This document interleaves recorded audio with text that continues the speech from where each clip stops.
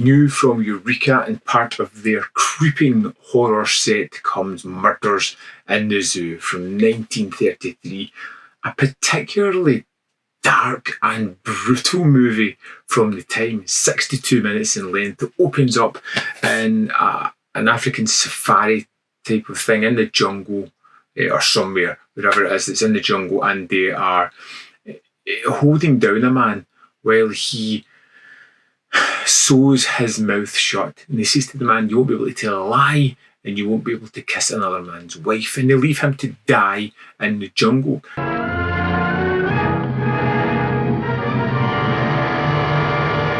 Turns out that Dr. Gorman, this millionaire animal hunter, really is quite protective of his wife.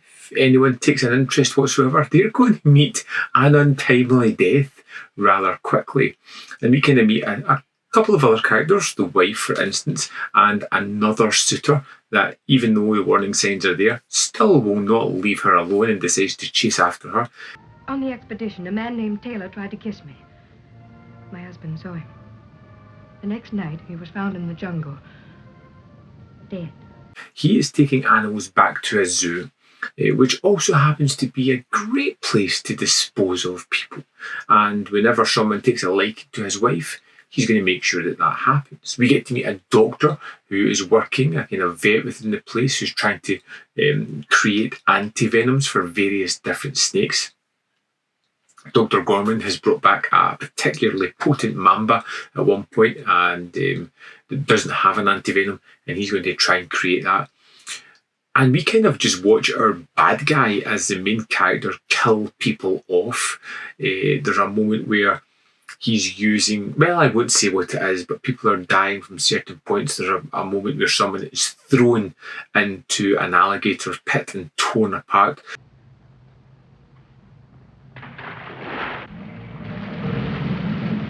There's a moment where a large anaconda attacks someone, or boa constrictor, one of the two, attacks someone and strangles them to death.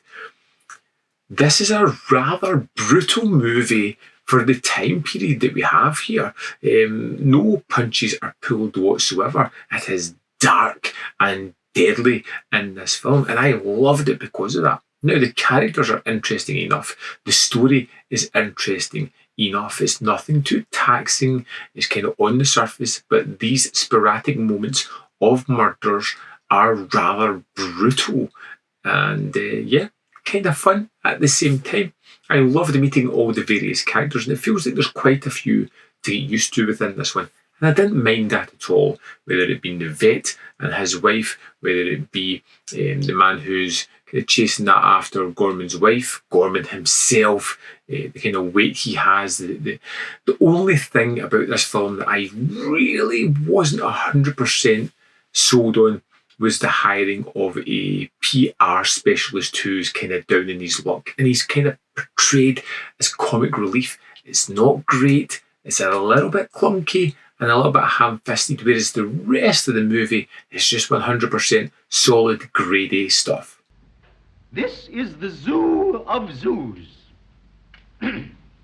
I love the Murders in the Zoo. I thought it looked fantastic. I thought the fact that it was based in a zoo was terrific. The idea around about it, the reason as to why he was doing it was somewhat understandable, but still crazy at the same time. He was a rather controlling, manipulative man who had a little bit of drive, a little bit of money, and some smarts, which made it all the more interesting. Murders in the Zoo was an impressive start to this set. I had so much fun with it. And if the movies are half as good as this, we are in for a fantastic treat.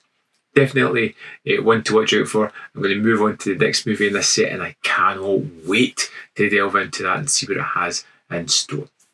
Personally, I would love to know what you thought of Murders in the Zoo. If you've seen it, I recommend searching it out, checking it out. I particularly loved it. There is more content up here where you can see more of my stuff, and in the description box below are links to the Patreon, the membership program, and manvfilm.com, all ways in which you can support me. Thanks for watching, and I'll see you next time on Man v Film.